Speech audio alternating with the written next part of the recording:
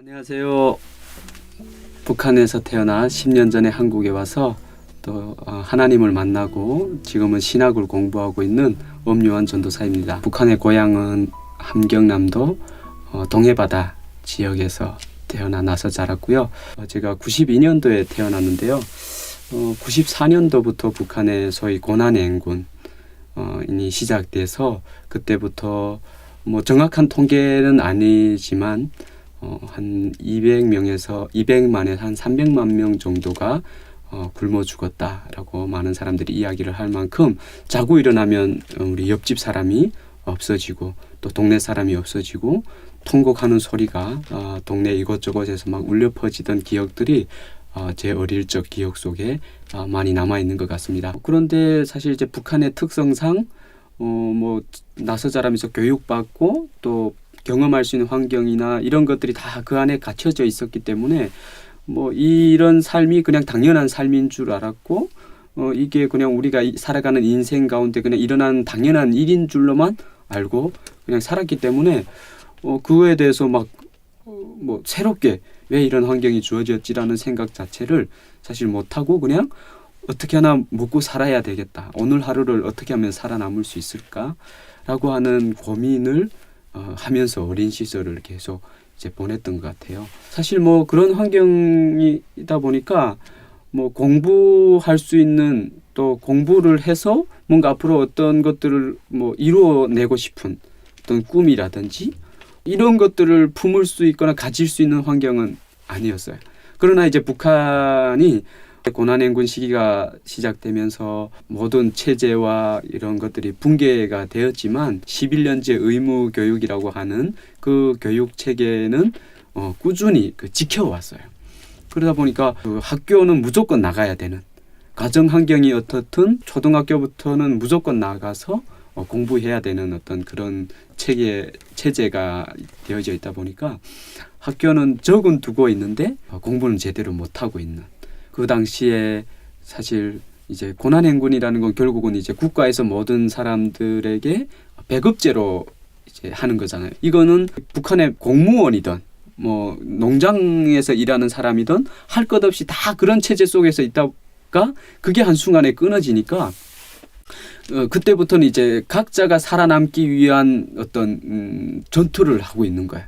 그때부터 이제 선생들이 이제 그 학생들을 학부형들에게서 이제 먹을 것들을 막 얻으려고 했죠. 학교에 가면 뭐 이제 숙제 검열하고 공부 가르치기 위해서 그런 것들을 먼저 이제 준비하고 점검하는 게 아니라 이거 가져왔느냐. 학교에 겨울 같은 데 난방이 안 되잖아요. 그러면 이제 학생들이 그 나무를 갖다 받쳐서 그거 가지고 이제 난로를 떼면서 이제 또 해야 될 때는 나무 가져왔느냐. 이런 다양한 것들을 요구할 때 저희 집은 이제 그런 것들을 하나도 할 수 없는 환경이었어요. 점점 이제 학교 가는 게 그런 것 때문에 또 더 어려워지는 거예요. 너무 힘든 거예요. 학교에 갈 때 누구는 가져와서 편안하게 딱 자리에 앉아서 자기 공부를 하는데 누구는 못 가져와서 그런 추궁을 받아야 되고 아침부터 또 맞아야 되고 또 수업이 끝나면 집으로 가서 또 그걸 가져와야 되는데 못 가져오잖아요. 그러니까 이게 한두 번 그런 것들이 지속되니까 자연스럽게 뭔가 이제 부모님에 대한 원망이 이제 점점 이제 자라나기 시작을 하는 거예요.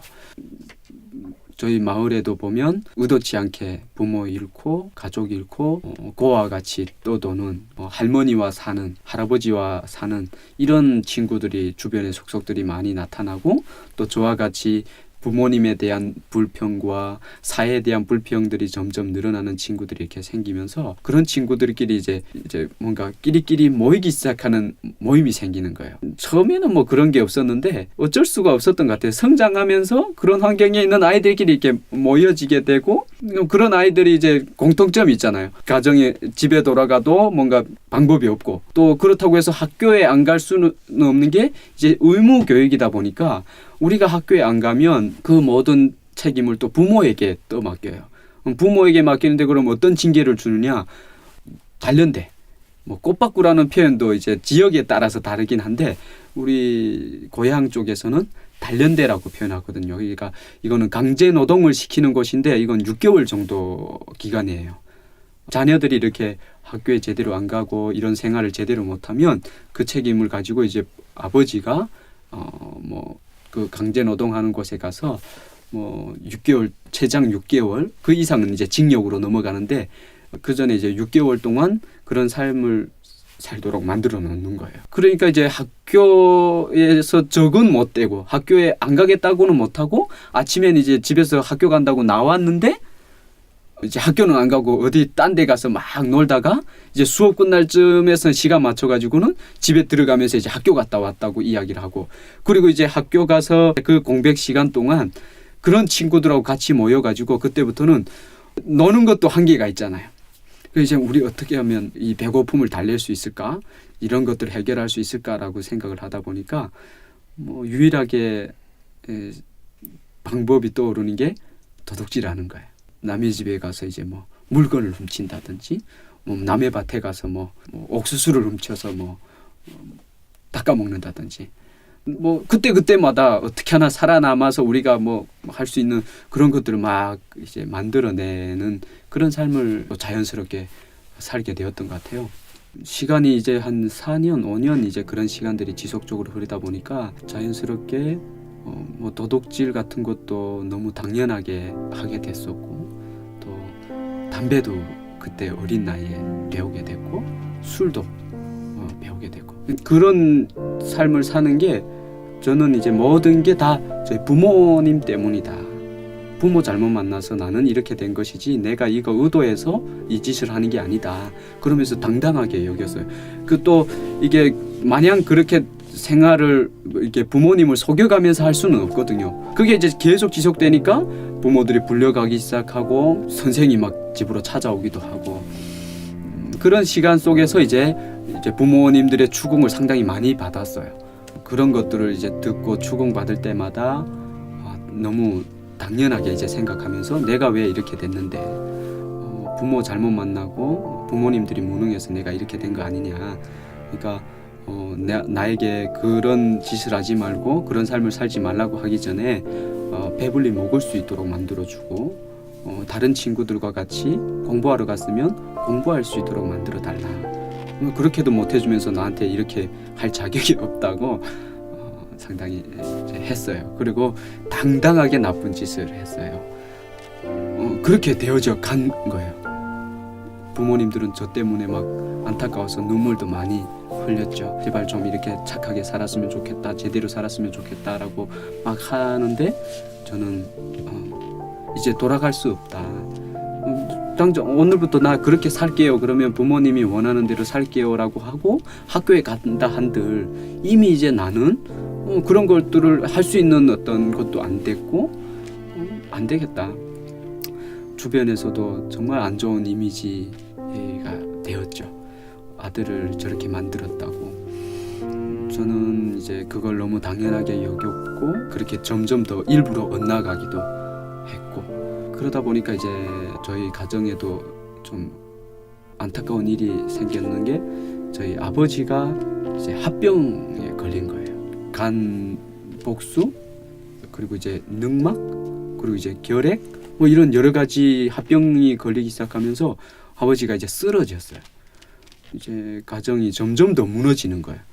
저는 이제 혼자 어떻게 하나 살아남아 봐야 되겠다고 지금 생각하면 정말 불효자식이죠. 살아남아야 되겠다고 이제 집을 막 거의 나와서 이젠 집에 돌아가 봐야 이제 더 뭐 소망도 없다. 집을 나와가지고 그냥 그 삶이 오히려 더 좋았어요. 이제 그런데 점점 이제 저희 아버지의 병은 악화가 돼가지고 결국은 이제 제가 17살 때인가 아버지가 돌아가셨어요. 이게 뭐 다 이렇게 말씀드릴 수는 없겠지만 북한에 또 이게 워낙 그런 가정들이 많았음에도 불구하고 문화 자체가 아버지 없이 부모 없이 자란 아이들의 어떤 그런 비하 발언들이 상당히 많이 있었고 또 한 번 이렇게 찍히면 그거를 회복할 수가 없어요. 뭐 우리처럼 지금 한국처럼 서울에 살다가 어느 날 갑자기 뭐 저기 부산으로 이사 갈 수도 있고 뭐 대전으로 대구로 이렇게 이사 가서 새롭게 또 살 수 있는 것도 문화도 아니었으니까 한 번 그 동네에서 이 아이가 어떤 아이로 이렇게 낙인 찍히면 상당히 그걸 회복하는 게 쉽지가 않았어요. 더 이상 뭐 집에 돌아갈 수 있는 것도 아니고 돌아가 봐야 어떤 게 뭐 해결되고 보장되는 것도 아니다. 그래서 이제 집을 그때로부터 그냥 나와 버렸어요. 그리고 지금까지 못 돌아가고 이렇게 있는데 집을 그때는 완전 가출해서 그때부터 이제 고향도 떠났어요. 그때는 이제는 그러면 어떻게 살아야 되느냐. 그 양강도 배감이라는 곳에 가면 그 감자 농사를 많이 짓는다는 거죠. 감자 농사를 많이 짓는데 그곳에 가서 일손을 도와주면 그래도 먹고 살 수 있다는 그 정보를 길거리에서 이제 얻은 거예요. 길거리에서 얻은 그 정보를 가지고 그곳에 가면 이제 또 일을 맡겨주는 사람들도 있다고 하니까 양강도 배감까지 또 들어갔어요. 양강도 배감 들어가니까 진짜 있는 거예요. 어느 집에 가서 이제 하루 일 도와주니까 뭐 감자 몇 킬로 주고 뭐 또 며칠씩 일해야 되면 또 재워도 주고 하는 거예요. 그래서 그 재워주는 집을 만나서 그곳에서 자고 그거 좀 먹고 또 벌어 가지고 그곳에서 이제 뭐 한 몇 개월 또 시간 보내고 그러면서 이제 뭐 어느 정도 그 지역을 파악하면서 봄부터 시작해서 뭘 해서 돈 벌 수 있는지 이게 딱 파악이 되니까 이제 한 집을 고정으로 딱 잡고 이제 버는 것 중에 몇 프로는 이제 거기에 주고 이제 사는데 이게 뭔가 좀 쌓이기 시작하는 거예요. 일하니까 이렇게 하면 살만하겠다 생각이 들어서 이제 몇 개월 이제 열심히 일했는데 형 한 명을 만났어요. 그 형을 한 명 만났는데 그 형도 저와 같이 이제 고향이 다른 곳인데 그런 일을 하기 위해서 그곳에 왔다가 이제 저를 만난 거죠. 그 만난 형이 이제 그곳에서 몇 개월 같이 살다가 저한테 이제 그러는 거예요.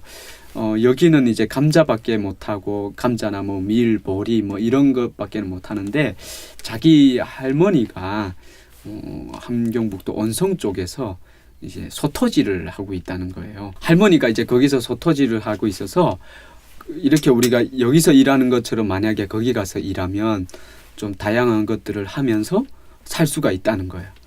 그리고 지금처럼 막 또 그때 막 남의 집에 가서 일 안 해주고 뭐 우리끼리 땅 읽어서 우리 땅을 만들어서 뭐 할 수 있다고 하니까 그게 또 기가 번쩍 뜨이는 거예요. 여기서 이제 몇 개월 해보니까 할 것 같아 보이는 거야. 그럼 우리 거기 가자.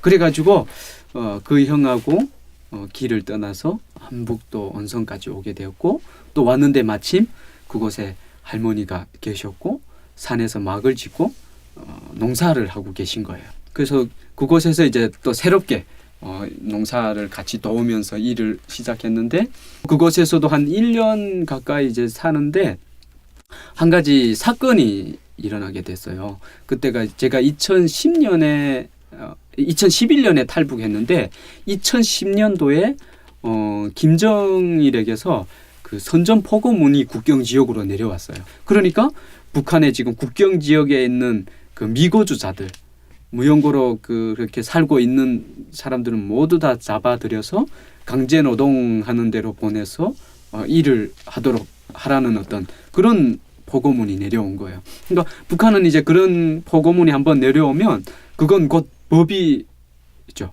그래서 그때부터 막 보위부와 안전부가 나서가지고 막 산에 이렇게 와서 사는 사람들을 막 하는데 저도 이제 거기에 들어가게 된 거예요. 무용고로 이제 산에 와서 막 짓고 살고 있다 보니까 그 명단에 들어가게 됐고 이제 가야 된다는 거예요. 그런데 이제 거기에서 좀 안정적으로 이제 살다 보니까 이제 더 이상 이제 길을 떠나서 새로운 그 터전을 향해서 가야 되는 것이 두려워지는 거예요. 이제 그런 상황이 되다 보니까 이 할머니가 이제 저한테 처음으로 너무 안타깝고 아쉽지만 한번 저기 중국에 가보지 않겠냐고. 가면 이제 또 한국까지도 또 연결될 수 있고 한국 가면 이렇게 배불리 먹을 수 있고 이렇게 고민 안 하고 살 수는 있다더라 이렇게 이야기를 하는 거예요. 근데 그 할머니에게 전화번호 하나가 있었어요. 그 전화번호가 한국분 전화번호인데 그 할머니에게 사돈이 있었어요. 사돈이 있었는데 그 사돈이 이제 그 자기가 먼저 이제 한국에 와서 자기 남겨진 가족을 데려가기 위해서 브로커를 움직이다가 이제 그 할머니에게 자기 연락처를 남겨준 거예요.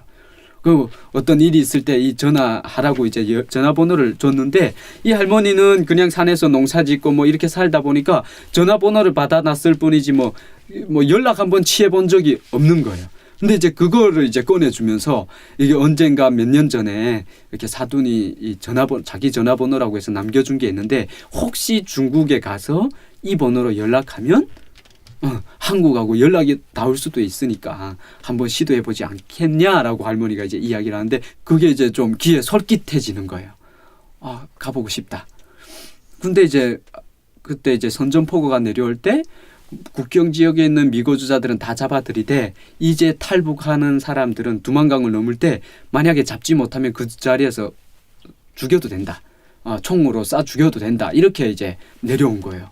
그러면서 이제 경비가 더 삼엄해진 거예요. 이렇게도 저렇게도 할 수 없는 상황 앞에 그 할머니가 이제 전화번호 하나 주면서 이렇게 이름 대서 연락만 해도 어떻게 좀 데려다 갈 수 있지 않겠냐. 그러니까 어떻게나 중국까지만 살아갈 수 있으면 가라. 이렇게 이야기를 해서 그냥 알겠다고. 그럼 한번 내가 시도해 보겠다고. 그래가지고 이제 나왔어요. 중국 두만강이 넘겨다 보이는 그 산 봉우리에 올라와서 한 이틀 정도 이제 두만강을 보고 군인들이 움직이는 걸 보다 보니까 이게 파악이 되는 거야. 그래서 이 시간대에 넘어가면 되겠다 생각하고 이제 마침 3일째 된 날 저녁에 이제 두만강을 향해서 내려갔어요. 근데 지금 이제 그때를 이제 보았을 때 참 하나님이 정말 놀랍게 도우셨구나.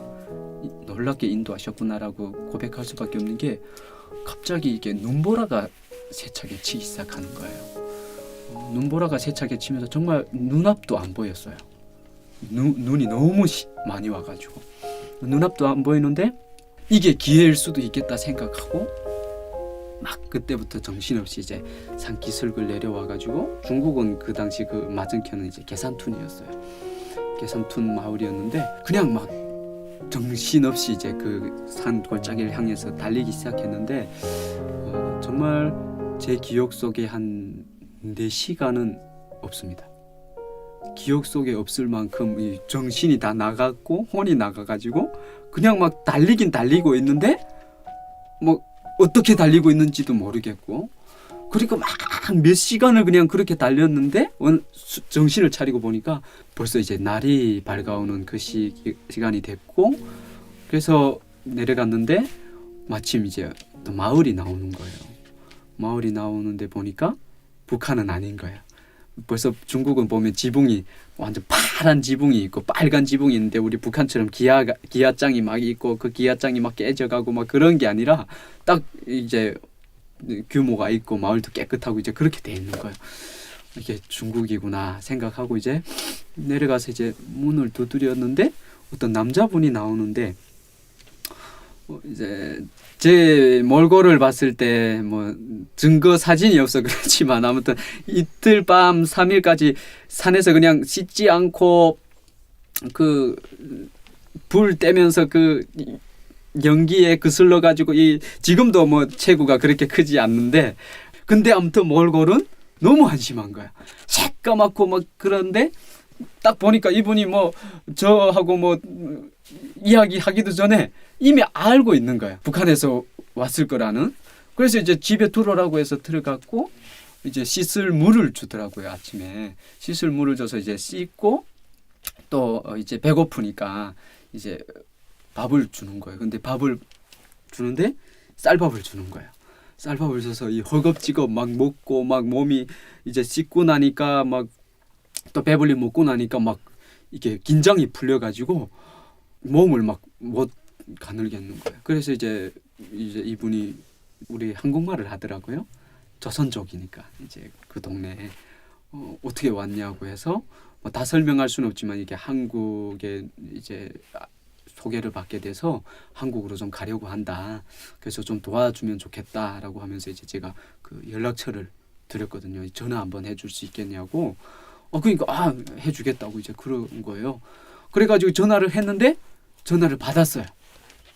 전화를 받았는데 그분이 이제 강원도 춘천, 한국에 강원도 춘천에 와 살고 계신 분이었고 이제 그 할머니의 사돈이 맞았고 이제 그 전화를 받으면서 그 할머니 이야기를 했더니 기억하고, 그래서 이만저만해서 넘어올 수밖에 없었고 저를 좀 데려다 달라라고 이야기를 하니까 이제 그 사돈이 몇 년 전에 이제 자기 아들을 데려온 거예요. 혼자 여기 두고 갔던 그 아들을 데려가다 보니까 그런 마음이 생긴 거예요. 그러니까 그냥 알겠다고 한번 기다려 보라고 하고 끊었는데, 그때 이 사람이 이제 마음이 바뀐 거예요. 이 중국 사람이 이제 마음이 바뀌어서 처음에는 이제 막 그걸 보더니 이제 불쌍히 여겨주고 먹을 거 주고 이제 씻을 물을 주더니 이제 이 한국에서 전화 받고 이제 데려가겠다고 하니까 마음이 바뀌어가지고 저기 브로커하고 다시 통화를 해야 되겠다고 하는 거예요. 이제 통화를 했는데 중국 돈 3,000원 주면 내가 지금 보내줄 것이고, 중국 돈 3,000원 안 주면 우리도 이게 골칫덩어리다. 그러면서 뭐라고 하냐면, 여자면 팔아먹을 수 있는데 이거는 뭐 팔아먹을 수 있는 것도 아니고, 저 이제 처음 이제 그런 이야기를 들은 거예요. 여자면 파는데 남자는 뭐 그렇다고 해서 뭐 이게 어디 일할 수 있는 그런 것도 아닌 것 같고, 그러면서 골칫거리다. 그러니까 그냥 3,000원, 중국 돈 3,000원 주면 지금 내가 연길까지 그냥 안전하게 데려다 줄 수 있고, 3,000원을 안 주면 그냥 안 데려가겠다. 공안에 그냥 넘기겠다. 이렇게 협박을 하는 거예요. 이제 다시 나가서 도망가야 되냐 하고 있는데 그분이 이제 알았다고 이제 하는 거예요. 한국에 계신 분이 알았다고 하면서 자기가 중국 돈 3,000원을 바로 입금할 테니까 연길 어디까지만 데려다주고 인수해달라. 그러면 내가 바로 3,000원을 입금해주겠다. 근데 3,000원이라는 말에 누가 그 3,000원을 주겠어요? 그러니까 이건 분명히 그냥 어디가도 못하고 이제 그냥 당했다라고 생각을 했는데, 이분은 이제 보내주겠다고 하고 저를 이제 바로 그날로 연길로 데려가고, 근데 이제 그때 바로 이제 브로커가 연결돼서, 그래서 얼떨결에 그냥 중국을 넘어오고 라오스를 넘어오고 태국까지 넘어왔고, 태국에서 이제 경찰서에 들어가서부터 이제 뭐 그 사람들이 그냥 들어가라면 들어가고 나오라면 나와서 어디로 가야 된다면 또 차에 타고 이송을 하다 보니까 이제는 방콕인가요? 태국 그 수도까지 와서 이제 이민국이라는 곳에 넘겨지고, 그래서 그곳에서 한 달 정도의 어떤 시간을 거치니까 이제 대한민국으로 가게 됐다고 이제 하면서 이제 비행기 타서 이제 한국까지 인천공항으로 도착하게 되는 것이 한국의 첫 걸음이었던 것 같습니다.